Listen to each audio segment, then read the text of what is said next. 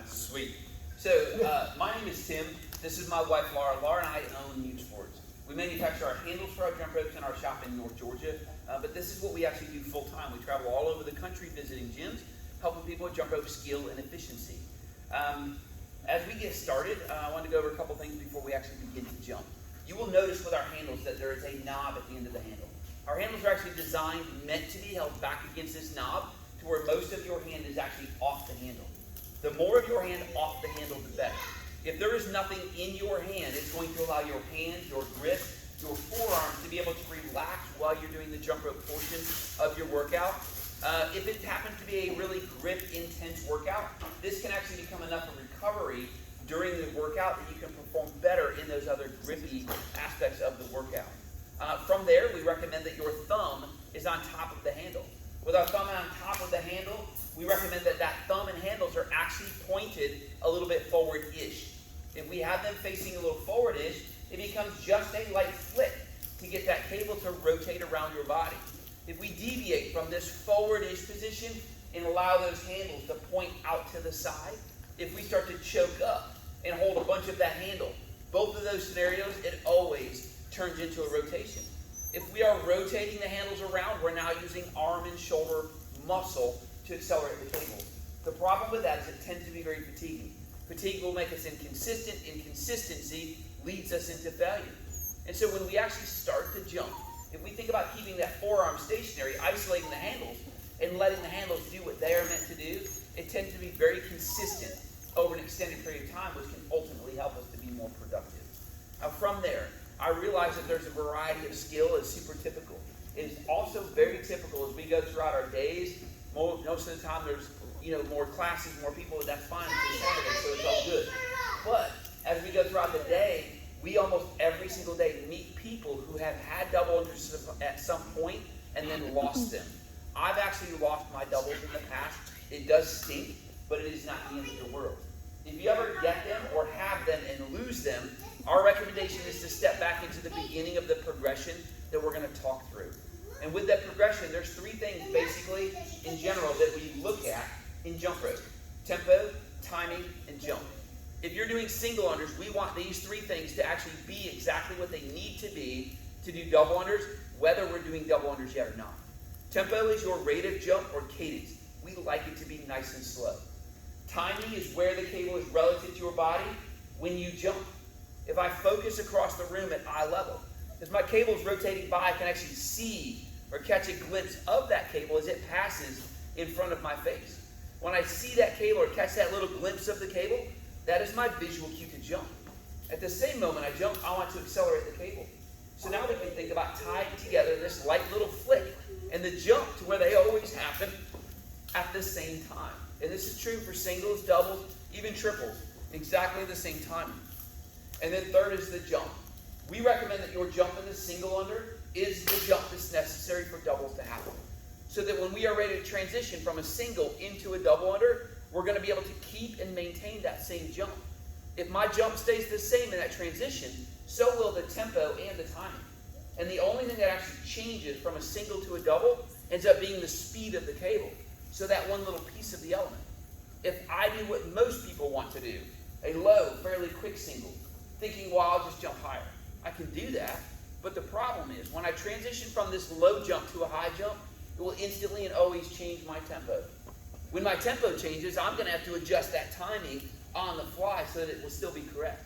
I'm still going to have to accelerate the cable. And so my point simply being, when we think or feel like we're just changing the jump, we're actually changing every aspect of what we're doing.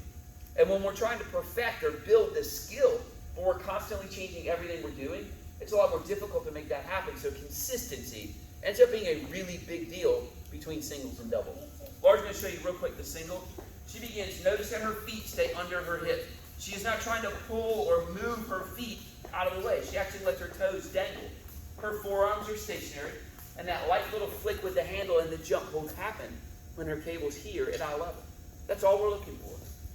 As we begin to jump again, since you guys used them in the warm-up, think about using the handles back here at the end. Think about keeping that forearm stationary and jumping when the cable's straight out in front, which I think most of you were actually doing really well with the timing. But if you are consistently linking doubles together, do doubles. But if you're inconsistent, struggling, maybe you just don't normally even try, then just do singles. We're going to make sure the cable you're using is the appropriate length. See if we need to suggest any tweaks. In a couple minutes, I'll talk more about transitioning from singles to doubles. Or those of you who are really good with doubles, if you want to get to triples, how we think about moving from double-unders into triples. Okay? So let's see what you got, and Laura and I will come through with you guys real quick. Time to jump. Honestly, I think I'll go heavier. If you go heavier, once you get the skill even better, it's just going to be too heavy. Okay. So we don't suggest heavier than that outside foot. Okay. Yep. So go ahead and get started on that. Go ahead and do some singles. Looking straight ahead. Okay. Hang on one second.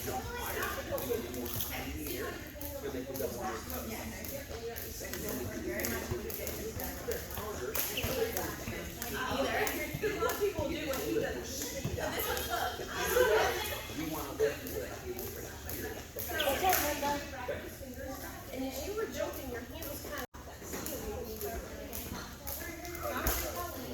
Yep. All right, guys. So we'll go ahead and talk about this transition from singles to doubles, or even doubles into triples. Remember, I made the statement, the only thing we need to change for a double under to happen is the speed of the cable. The way we recommend addressing the speed of the cable is simply the intensity that we flick the handles. So the single under is a nice, light, easy flick. The double under is just one hard flick to get that cable to come around for that second under. There's this misconception pretty much across the board. As soon as I or somebody mentions double unders, almost every single person thinks, man, that cable's not going to go 2 times around my body. And people tend to get overwhelmed with that.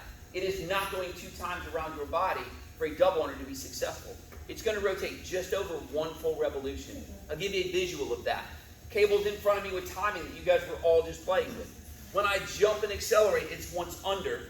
1 time around, it clears my feet for the second under as I land. So 1 full revolution, and then this little bit of distance, I've successfully done a double under. In that 1 rotation, if I start to double flick or flick and pull, add what we perceive as power to get that cable to come around for that 1 rotation, we actually end up distorting the cable. Distortion is always going to slow the cable down, which means I then need to work even harder. Well, the harder I work, the more it distorts the cable. So this vicious cycle happens. We end up failing, very fatigued, high heart rate, out of breath. And so this is an instance where less will actually be more beneficial.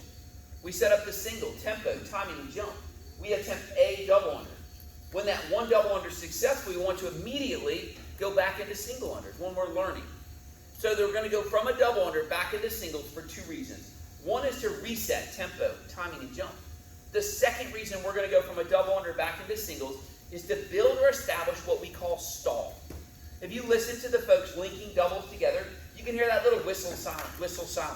The silent part of that is the athletes allowing the cable to slow down or stall after every single double under. That stall in the cable is what actually gives you time to land and then bound for the next double under. If we don't have stall, when we land all of that speed in the cable, it's simply going to hit us in the feet before we can even get back off the ground.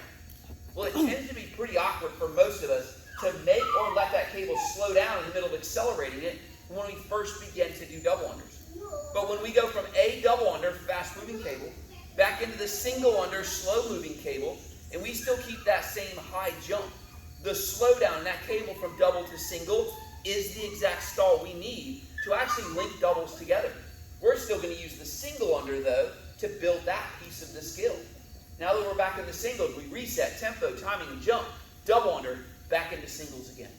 Over time, with the resetting, we're establishing building muscle memory, so those things that are changing are less. The less they change, the less single unders we need to reset. Eventually, we can go into linking the double unders together.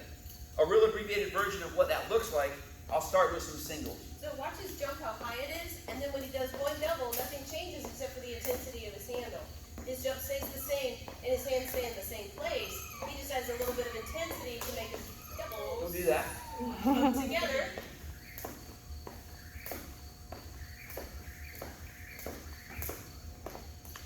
The more consistent that your jump stays between the single and the double, the easier, the faster, the better that muscle memory sets in and allows yourself to be successful.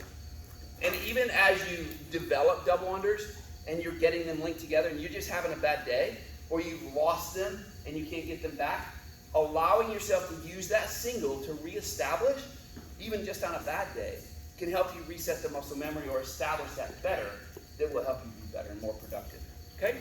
So go ahead and play with that. Again, if you're linking doubles, do doubles. Otherwise, singles, doubles. Laura and I will spend some time with you. How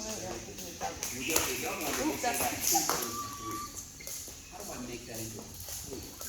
But without the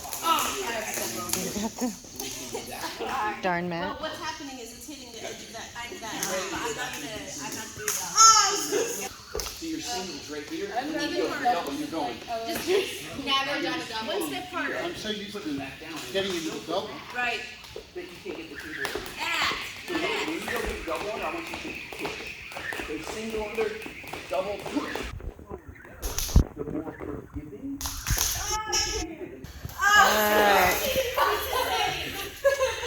Oh, there we go. Up and over there. All right, guys. Spindle. So we'll go ahead and close this off so you can get your workout done. So two different things. We recommend every day you show up at the gym, spend 2 minutes with your jump rope, and we like 2 minutes as a time cap.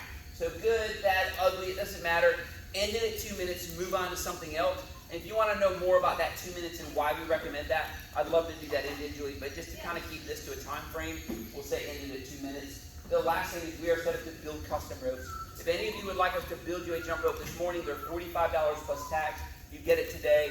All sorts of payment methods: cash, credit card, Venmo, Apple Pay, PayPal, so on, so on, so on. So super easy. If you are not in the situation to get a rope for whatever reason, we can give you a business card with the length and weight of cable that we recommend, and we ship every day from our website whenever you are ready to get a rope. But guys, thank you very much. We really appreciate you guys. If there is jump rope in the workout, you are welcome to keep the demo ropes and use them for the workout. Whenever you're done, they'll just set on the table. Thank you. We're here if you have more questions. Great job. Thank you so much. Very nice.